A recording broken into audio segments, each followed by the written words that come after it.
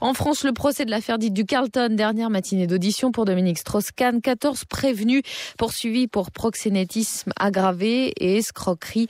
Le procès met face à face des prostituées et leurs clients. Et les débats font réfléchir sans doute jusqu'au Sénat. En tout cas, ce n'est pas forcément un hasard si les sénateurs viennent de décider que la proposition de loi sur la prostitution, sur la pénalisation des clients, serait finalement à l'ordre du jour au mois de mars.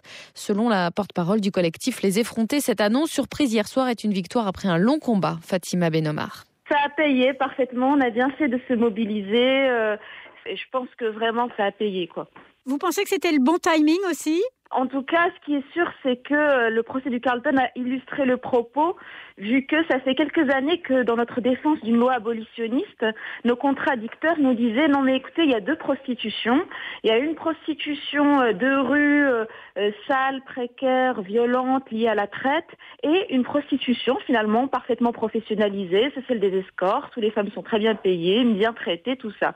Et c'est vrai que ce procès, il a obtenu au moins de montrer que quand quelqu'un vous achète à la nuit, il vous achète, c'est de la sexualité pour un client qui a payé pour. La porte-parole du collectif Les Effrontés avec Laetitia Saavedra.